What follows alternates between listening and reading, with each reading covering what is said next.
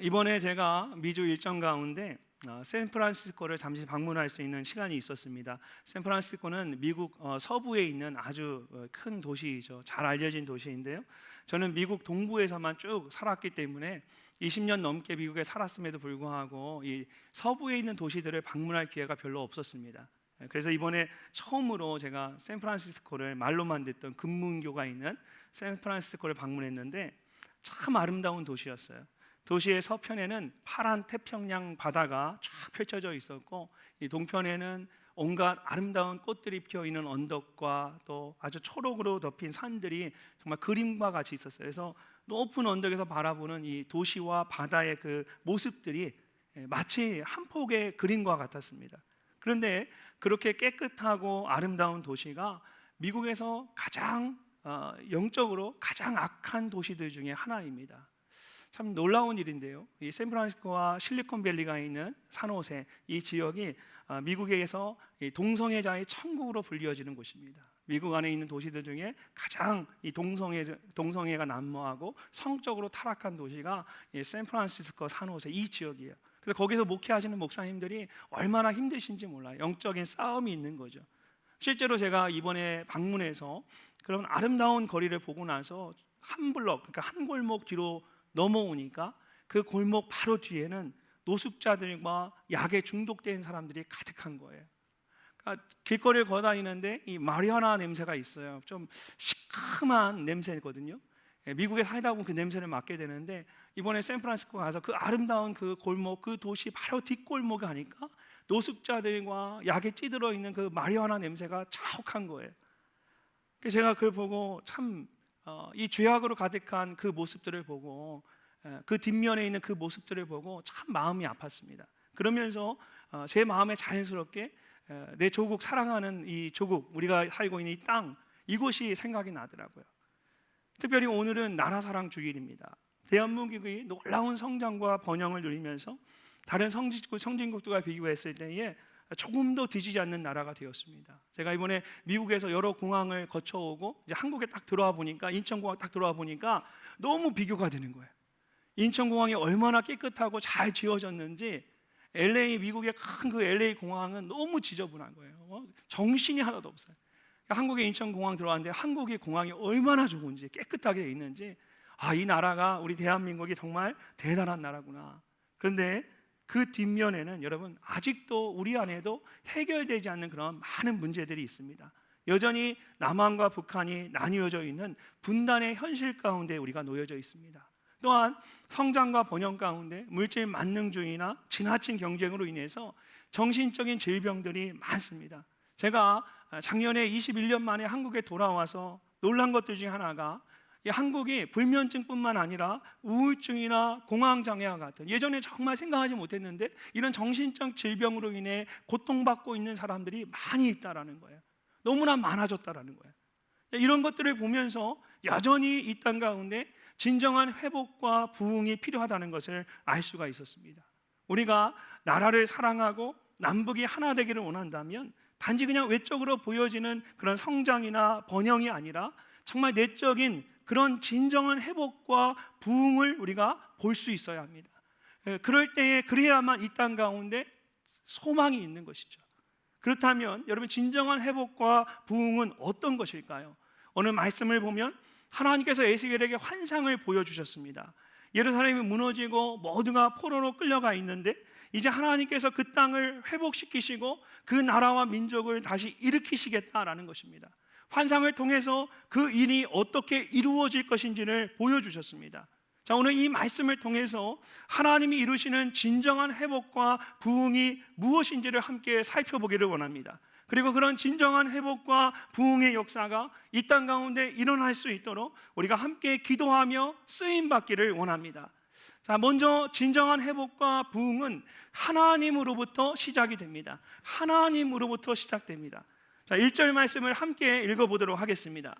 그가 나를 데리고 성전문에 이르시니 성전의 앞면이 동쪽을 향하였는데 그 문지방 밑에서 물이 나와 동쪽으로 흐르다가 성전 오른쪽 제단 남쪽으로 흘러내리더라. 아멘. 하나님께서 환상 가운데 에스겔에게 새로운 성전의 모습을 보여주셨습니다. 이미 예루살렘 성전은 전쟁에 의해서 무너졌기 때문에 이것은 앞으로 하나님께서 회복시키시고 주시고자 하는 새로운 성전의 모습입니다. 자, 이런 성전에 대한 예언의 말씀이 40장에서부터 시작이 되어서 마지막 48장까지 계속해서 나옵니다. 우리는 이것을 통해서 에스겔서의 핵심은 결국 성전의 회복에 있다라는 것을 알 수가 있습니다. 자, 그렇다면 왜 이렇게 성전에 대한 말씀이 중요한 것일까요? 성전은 하나님의 영광이 임재하시는 곳이기 때문입니다. 하나님의 영광이 임하는 곳이기 때문이에요.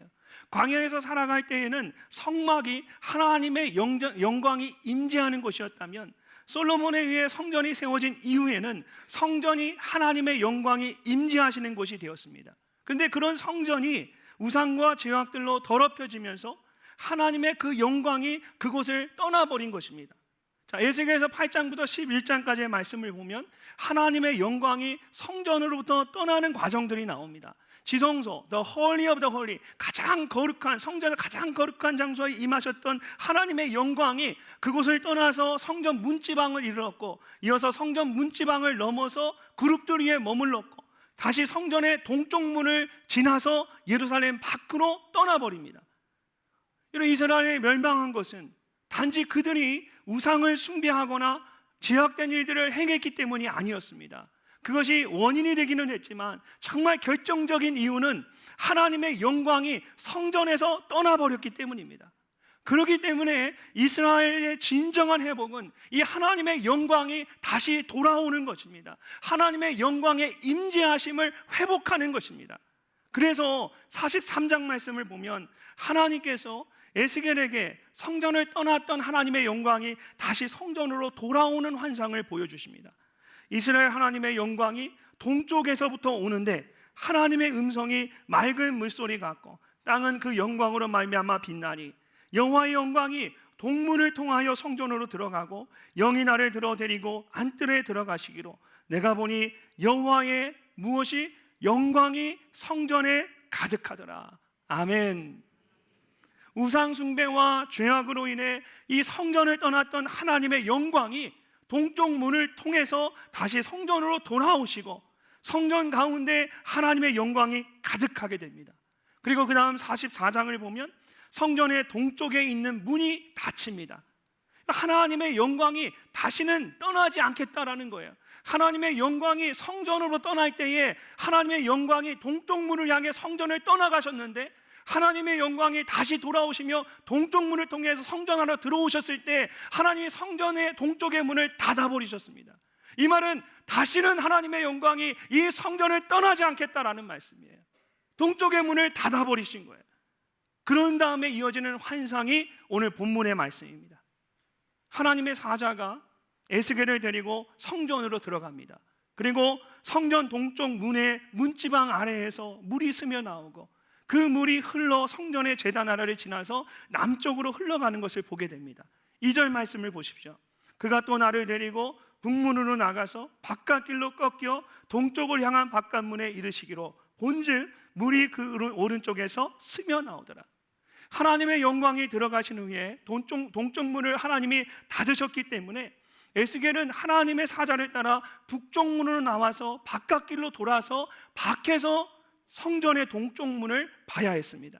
그리고는 동쪽 성전에서 흘러나오는 물이 남쪽으로 흐르는 것을 보게 됩니다. 이렇게 성전에서 흘러나오는 작은 물이 강을 이루고 주변에 있는 죽은 나무들을 다시 살아나게 합니다. 죽었던 바다와 땅이 다시 살아나는 놀라운 회복의 역사가 일어납니다. 자, 이 모든 것이 성전의 동쪽 하나님의 영광이 임하는 곳으로부터 시작이 됩니다.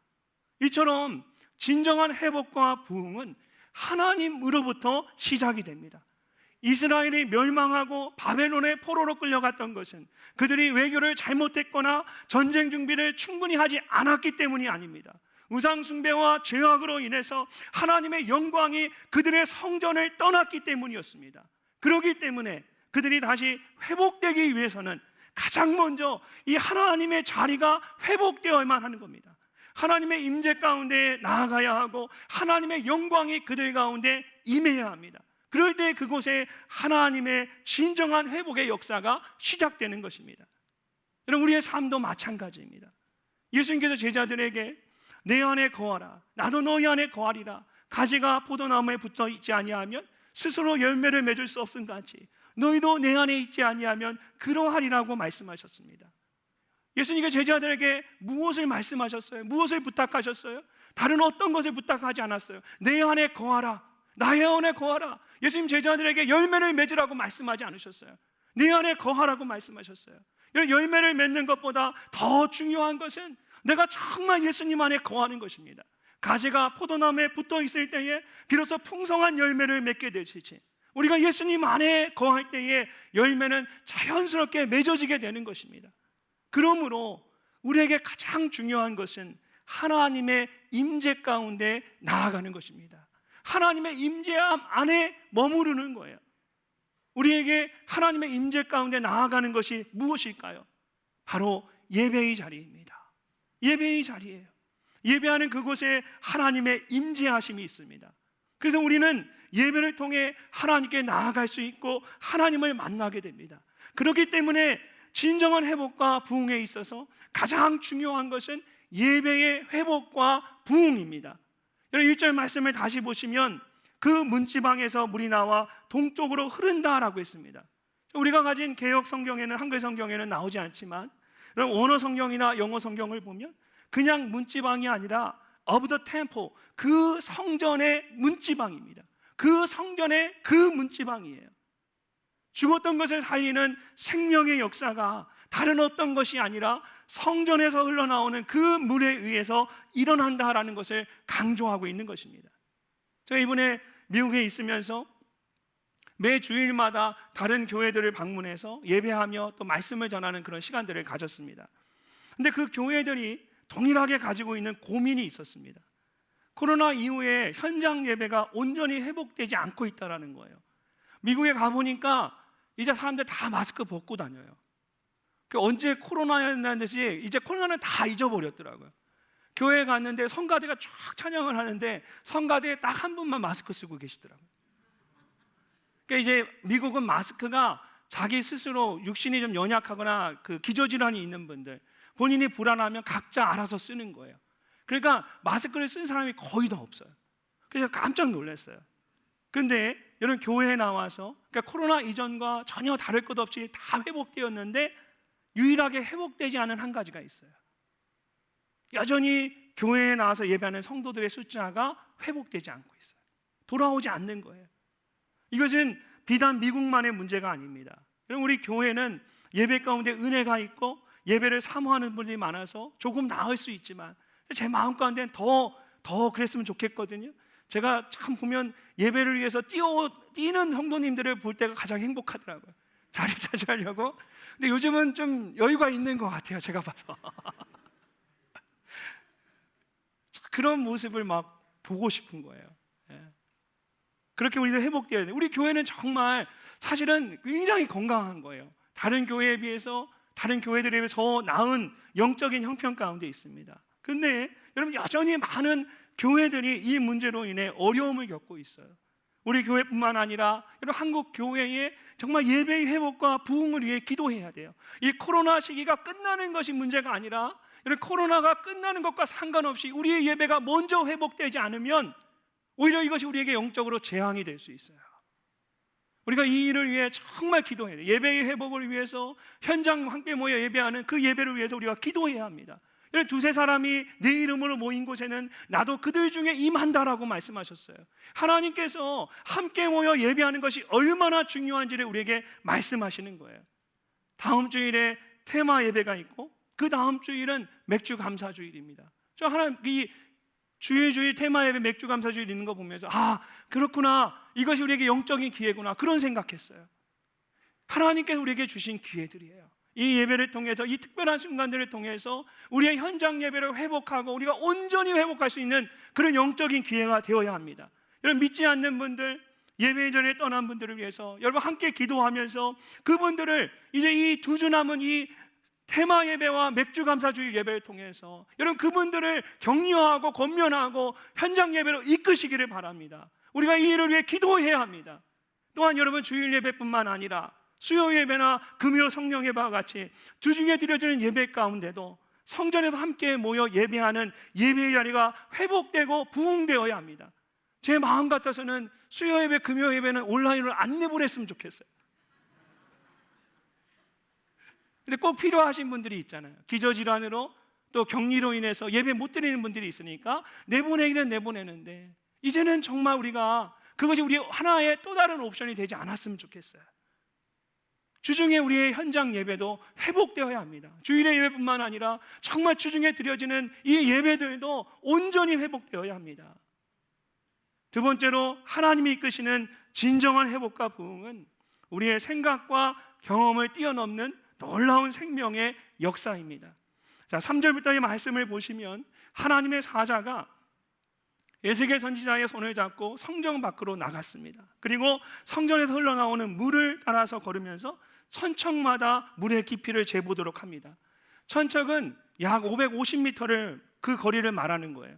물을 따라서 1천척을 걸은 후에 측정한 물의 깊이는 발목에 차오를 정도였습니다. 다시 거기서 1000척을 걸어간 뒤에 측정한 물의 깊이는 무릎에 찰 정도였습니다. 그 다음 1000척을 걸어간 뒤에 측정한 물의 깊이는 허리에 오르는 정도였습니다. 그리고 마지막으로 또 한 번 더 1000척을 걸어간 뒤에 서서는 건널 수 없을 정도로 그 물이 많아지면서 헤엄을 쳐야만 했습니다. 자, 5절 말씀 우리 함께 한번 읽어보겠습니다. 다시 천척을 측량하시니 물이 내가 건너지 못할 강이 된지라. 그 물이 가득하여 헤엄칠 만한 물이요 사람이 능히 건너지 못할 강이더라. 아멘. 마지막 1000척을 걸은 후에는 에스겔이 도저히 건널 수 없는 큰 강이 되었습니다. 내가 건너지 못할 강이 된지라 사람이 능히 건너지 못할 것이더라. 이 말은 에스겔만 건널 수 없는 것이 아니라 아무도 건널 수 없는 엄청난 강이 되었다라는 뜻입니다. 제가 미국에 있을 때에 이와 비슷한 경험을 한 적이 있습니다. 제가 공부했던 뉴올리언즈에는 몇 가지 유명한 것이 있는데 그 중에 하나가 미시시피 강입니다. 여러분 톰 소여의 모험이라는 소설도 있고 애니메이션도 보신 적이 있죠. 뗏목을 타고 위쪽에서 북부에서 쭉 내려오면 그 따라 내려오는 강이 미시시피 강입니다.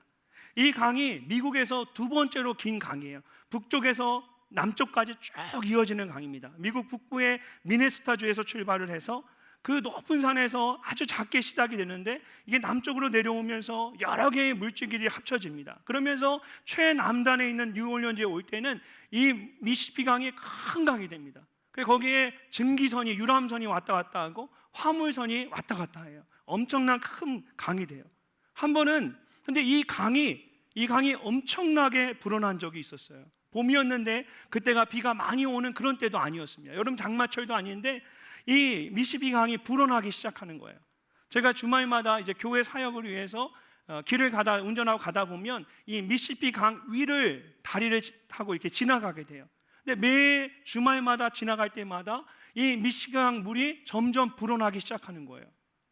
강가에 이제 사람들 사는 집들이 있는데 이 물이 불어나지 못하게 하기 위해서 뚝을 임시로 설치해 놨는데 이 뚝도 무용지물이에요.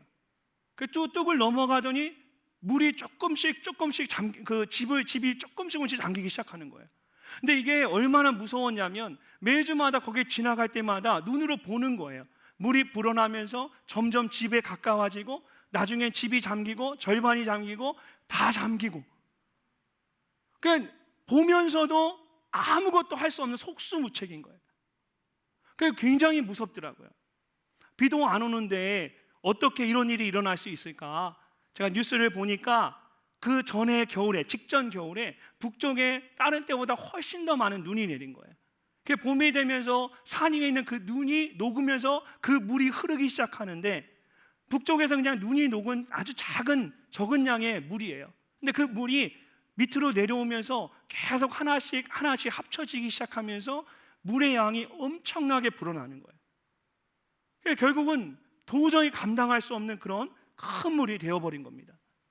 이렇게 작은 물줄기들이 합쳐져서 큰 강을 이루는 것도 놀라운 일인데, 사실 오늘 말씀에 나오는 발목이 잠기고 무릎이 잠기고 허리가 잠기고 건너지 못할 큰 강이 되었다라는 것은 우리의 생각과 경험을 뛰어넘는 정말 놀라운 일입니다.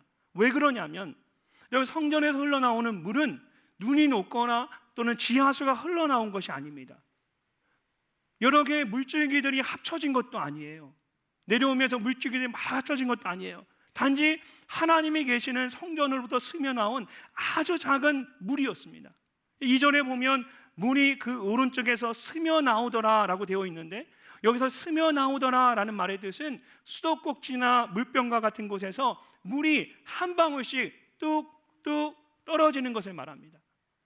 그렇게 한 방울씩 스며나오던 물이 남쪽으로 흐르면서 큰 강을 이루었습니다. 다른 강들처럼 주변의 물줄기들이 다 합쳐져서 큰 강이 된 것이 아니었어요. 성전에서 흘러나온 물이, 그 한 줄기 뚝뚝 떨어지는 물이 스스로 불어나기 시작한 거예요. 마치 예수님께서 어린아이의 작은 도시락을 가지고 5천 명이 넘는 사람들을 먹이셨던 것처럼 설명할 수 없는 놀라운 일이 일어난 것입니다. 작은 물이 큰 강을 이뤘을 뿐만 아니라 그 물이 이르는 곳마다 모든 것이 회복되고 살아나는 놀라운 생명의 역사들이 일어납니다. 이처럼 하나님께서 이끄시는 진정한 회복과 부흥은 우리가 상상할 수 있는 것 그 이상의 것입니다. 여러분, 하나님을 향한 여러분의 기대의 치를 넓히시기를 바랍니다. 하나님은 무에서 유를 창조하시는 분입니다. 하나님은 작은 것을 가지고 큰 것을 이루시는 분입니다. 여러분, 하나님께서 여러분 모두가 그런 놀라운 하나님의 역사를 경험하기를 원하시는 줄로 믿습니다. 우리가 어떻게 하면 그런 놀라운 일들을 경험할 수 있을까요? 먼저는 에스겔이 하나님의 사자를 따라 나아갔던 것처럼 하나님의 인도하심을 따라 나아가야 합니다. 말씀과 기도 가운데 하나님의 음성에 귀를 기울여야 하고 하나님의 뜻에 순종하는 삶을 살아야 합니다. 그럴 때에 발목이 잠기고 무릎이 잠기고 온몸이 잠기는 놀라운 성령의 역사를 경험할 수가 있습니다. 요한복음 10장 10절에서 예수님께서 제자들에게 이렇게 말씀하셨습니다. 우리 함께 한번 읽어보겠습니다. 도둑이 오는 것은 도둑질하고 죽이고 멸망시키려는 것뿐이요 내가 온 것은 양으로 생명을 얻게 하고 더 풍성히 얻게 하려는 것이라. 아멘. 주님이 오신 것은 무엇 때문입니까? 생명을 얻게 하고 더 풍성히 얻게 하려는 것이다. 예수님께서는 우리가 생명을 얻을 뿐만 아니라 정말 주님이 우리에게 원하시는 것은 그것을 정말 풍성히 누리며 살아가는 것입니다. 우리가 생명을 얻기는 했지만 풍성한 생명을 누리지 못하는 것은 그 깊은 생명의 물로 들어가지 않기 때문입니다. 하나님께로부터 흘러나오는 생명의 물에 발을 담그고 몸을 담그고 모든 것을 맡길 때에 비로소 우리는 생명력 있는 삶을 살 수가 있습니다. 너희가 내 안에 거하고 내 말이 너희 안에 거하면 무엇이든지 원하는 대로 구하라 그리하면 이루리라고 말씀하셨습니다. 우리가 하나님 안에 거하고 하나님이 말씀이 우리 안에 있으면 우리가 무엇이든 할 수 있는 줄로 믿습니다. 무엇이 두렵습니까? 여러분, 무엇이 주저하게 됩니까? 여러분, 두려움을 떨쳐버리고 주저하지 마시고 하나님이 내게 말씀하신다면 그 말씀에 순종하시면서 여러분의 발목을 담그시고 무릎을 담그시고 여러분의 삶을 주님 앞에 담그시기 바랍니다. 주님이 반드시 책임져 주십니다. 우리 하나님께서 우리에게 주신 말씀처럼 내가 이 일을 능히 행할 줄을 믿느냐라고 물으실 때에 예 주님 그렇습니다 라고 믿음으로 답할 수 있는 여러분이 되시기를 바랍니다. 그럴 때에 성전에서 흘러나온 물이 헤엄칠 수 없는 큰 강이 된 것처럼 하나님께서 여러분의 믿음대로 여러분의 삶 가운데 세상이 감히 감당할 수 없는 크신 일을 이루실 줄로 믿습니다. 마지막으로 하나님께서 이끄시는 진정한 회복과 부흥은 모든 것을 치유하고 살아나게 합니다. 살리는 것입니다.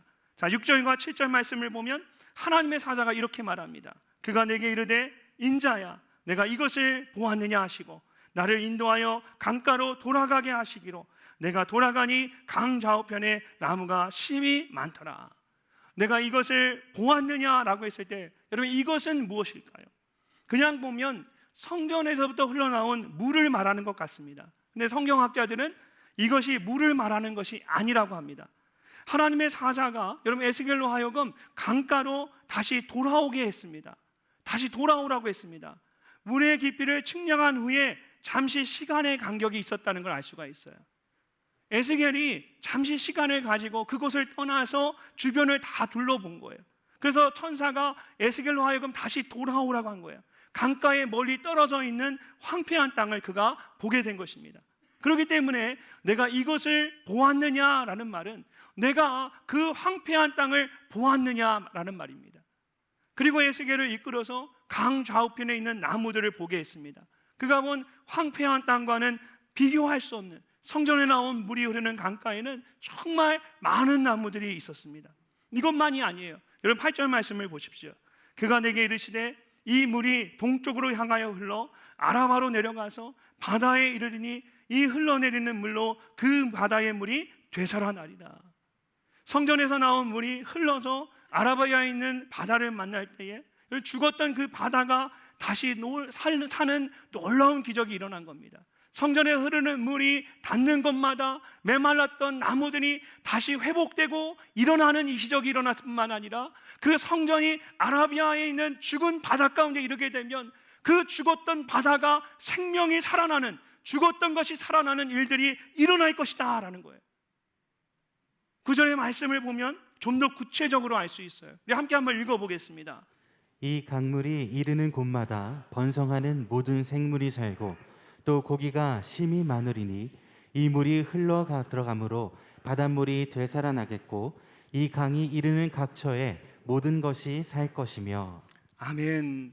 이런 이 말씀 속에서 살고 되살아나겠고 모든 것이 살 것이다 말합니다. 성전에서 흘러나오는 그 물이 이르는 곳에는 회복의 역사도 일어나지만 그 성전의 물이 흐르는 곳에는 회복의 역사뿐만 아니라 죽었던 것이 살아나는 살림의 역사들이 일어난 거예요.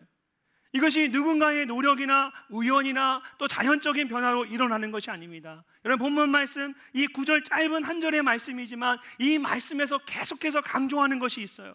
이 강물이 이르는 곳마다 이 물이 흘러 들어가므로 이 강이 이르는 각처에 이 모든 생명의 역사들은 성전에서 흘러나오는 그 물에 의해 이루어집니다. 성전의 물이 닿는 곳마다 죽었던 것들이 다시 살아나고 생명을 얻는 놀라운 일들이 일어납니다. 자, 12절 말씀 함께 읽어보겠습니다. 강 좌우가에는 각종 먹을 과실나무가 자라서 그 잎이 시들지 아니하며 열매가 끊이지 아니하고 달마다 새 열매를 맺으리니 그 물이 성소를 통하여 나옴이라. 아멘. 모든 것이 살아나고 풍성한 열매를 맺을 수 있는 것은 그 물이 성소에서 흘러나온 생명의 물이었기 때문입니다. 이렇게 하나님이 이끄시는 진정한 회복과 부흥의 역사는 어느 한 곳에 머무르지 않고 생명의 강과 같이 세상을 향해 흘러갑니다. 흘러가면서 메마른 것들을 회복할 뿐만 아니라 죽은 것들을 살리는 생명의 역사를 일으킵니다. 자, 그렇다면 여러분 오늘 이것이 에스겔에게 보여주신 그 성전의 환상이 오늘 저와 여러분에게 무슨 의미가 있을까요? 요한복음 7장을 보면 예수님께서 초막절 마지막 날에 목마른 자들을 부르시면서 이렇게 말씀하셨어요. 나를 믿는 자는 성경의 이름같이 그 배에서 무엇이 생수의 강이 흘러나오리라. 아멘. 무슨 말입니까? 예수님을 믿는 자에게는 성전에서 흘러나온 그 물과 같이 그에게서 생명의 물이 흘러나온다라는 거예요. 그리고 그 다음 말씀을 보면 요한이 이 생수의 강에 대해서 이렇게 말합니다. 이는 그를 믿는 자들이 받을 무엇을? 성령을 가르쳐 말씀하신 것이라. 아멘. 이런 오순절 마가의 다락방에서 예수님을 따르는 제자들이 함께 모여 기도할 때에 강한 바람과 불과 같이 하나님의 영이 그들에게 임했습니다. 그때 이후로 그들이 성령 충만한 가운데 나아가서 담대하게 복음을 전하며 살아가게 됩니다. 여러분 이들의 모습을 잘 보세요. 초대교회 성도들의 그 성령 충만한 모습을 보세요. 한 사람 한 사람이 마치 작은 성전과 같지 않습니까? 그들이 바로 하나님의 성전인 거예요. 성전에서 흘러나온 그 물이 죽은 것을 살리고 생명을 불어넣은 것처럼 성령 충만한 가운데 그들이 담대히 나아가서 그들이 복음을 전할 때에 그들이 있는 곳마다 죽었던 영혼들이 회복되고 살아나는 놀라운 일들이, 생명의 역사들이 일어났다라는 거예요. 이처럼 우리 모두는 거룩한 하나님의 성전입니다. 우리 안에 하나님의 그 거룩한 영이 임하세요. 우리 안에 성령을 주셨기 때문에 저와 여러분이 우리 모두가 하나님의 거룩한 성전이에요. 그러므로 우리는 세상을 향해 생명의 물을 흘려보내는 작은 성전이 되어야 합니다. 우리 안에 있는 이 생명의 복음을 우리 안에 머무르게 있게 하는 것이 아니라, 이 생명의 복음이 우리를 통하여 스며나가고 세상을 향해 흘러가고 사람이 건널 수 없는 큰 강이 되어서 죽었던 것을 살리는 역사에 쓰임받는 인생이 되어야 해요. 주님이 우리에게 원하시는 인생이에요.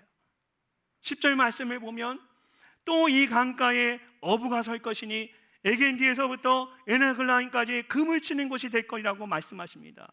여러분, 성전에서 흘러나온 물이 죽었던 바다를 다시 살릴 때에 그곳에 반드시 있어야 할 것이 있습니다. 그물을 치고 생명을 건져낼 어부들이에요. 그곳에 어부들이 반드시 있어야 돼요. 이것이 오늘 우리를 향한 하나님의 말씀이에요. 하나님이 이끄시는 회복과 부흥은 놀라운 생명의 역사입니다. 죽었던 것들을 다시 살려냅니다. 그런데 반드시 그 일에 함께 쓰임받을 어부들이 있어야 한다는 거예요. 2000년 전에 제자들에게 너희로 사람을 낚는 어부가 되게 하리라고 말씀하신 것처럼 오늘 우리에게도 주님이 동일하게 이 말씀을 통해 우리에게 말씀하고 계십니다. 여러분, 다음 주일에는 우리가 함께 기도하며 준비한 테마 예배가 있는 날입니다. 여러분, 한 분 한 분이 작은 성전이 되어서 생명의 복음을 흘려보낼 뿐만 아니라 여러분, 죽은 영혼을 살리고 그 영혼을 건져내는 일에 귀하게 쓰임받으실 수 있기를 주님의 이름으로 축복합니다. 성경을 보면 여러분, 놀랍게도 하나님의 역사는 아주 작은 것으로부터 시작이 됩니다. 아합 시절에 모든 가뭄을 멈추게 한 것은 사람의 손바닥 크기만한 작은 구름이었습니다.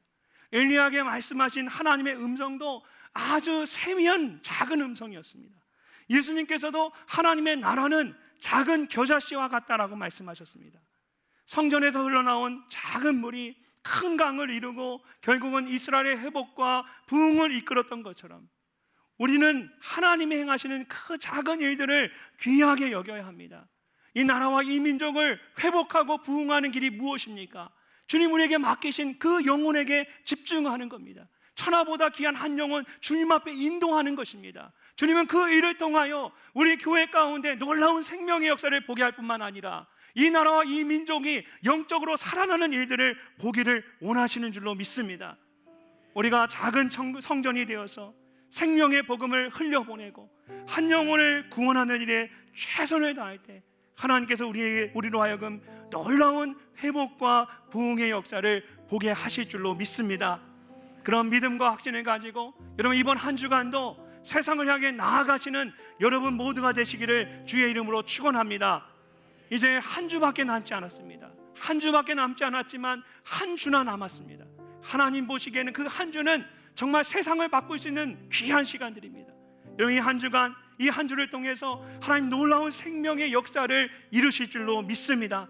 끝까지 포기하지 않고 최선을 다해 복음을 전하고 우리 이번 한 주간 테마 예배와 그 영혼들을 위해 정말 눈물로 기도하시는 우리 모두가 되시기를 주님의 이름으로 축원합니다.